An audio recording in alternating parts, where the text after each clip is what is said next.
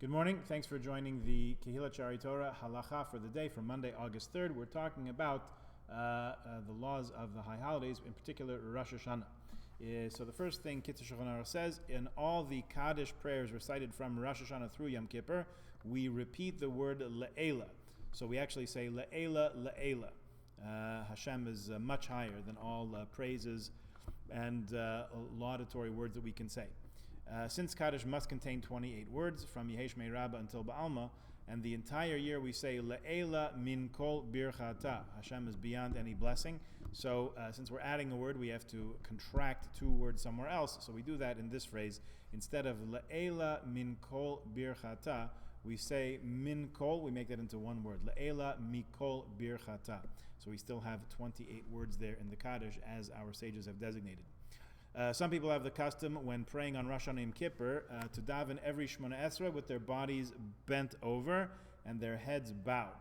It's an interesting pietistic custom. However, Kitzur Shulchan Aruch cautions, we do have an obligation to bow at the bracha Magen Avraham at the beginning and end of the first bracha, and Modi Manachnu Lach, the beginning and the end of the penultimate bracha, the second to last bracha, at the end of the Amidah. So, if a person who is davening the whole thing bent over like this has to actually stand up so that they can bow at those places.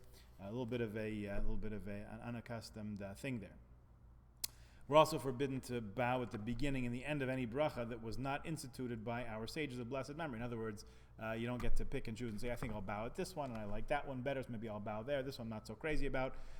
We try to follow the matbeya hatfila, the choreography, as well as the words of davening without adding stuff in there.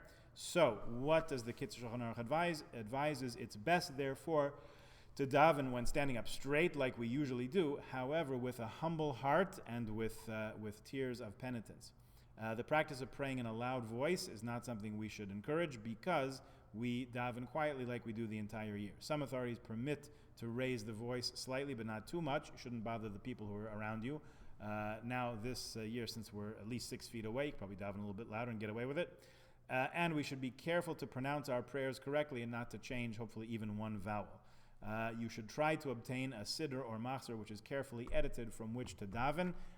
With Hashem's help and with the help of generous supporters in our community, we've managed to do that for you. A couple of years ago, every family should have received 1 or 2 sets of machzorim, the Koren Machzor, edited by Rabbi Sachs, with the introduction, which are very valuable in preparing our thoughts and our hearts for going into the high holiday season. Those words in there are very carefully looked over, edited, and proofread so that there should not be any mistakes. There actually was one in there, I think, in the Erev Mincha for Erev Yom Kippur, but I think they've worked that out by now. So this is the time. Now we're 6 weeks away from the beginning of the high holiday season. In just a couple of weeks, we're going to start blowing the shofar every morning. It is certainly time to get the machzor off the shelf and start looking through and familiarizing ourselves with the prayers. I would venture to guess that this year we're not going to be saying all of your favorite prayers exactly the way you like in shul for a number of reasons. First of all, we'll have limited attendance in shul. Not everyone will feel comfortable being here, and certainly understood and excused. Number one. Number two, given the health concerns about choirs singing, we in all probability will not have our choir in full voice in attendance as it usually is. So things will not be exactly as they were, so we'll have to do a little bit more on our own. So how much more so should we prepare ahead of time and make sure we're in the right frame of mind, and when it comes time to daven, the words flow freely from our tongues, and we're able to open our hearts and our minds to all the important ideas of the new year. May it be good for us and for the whole Jewish people and for the world. We will see you tomorrow. Please join us then.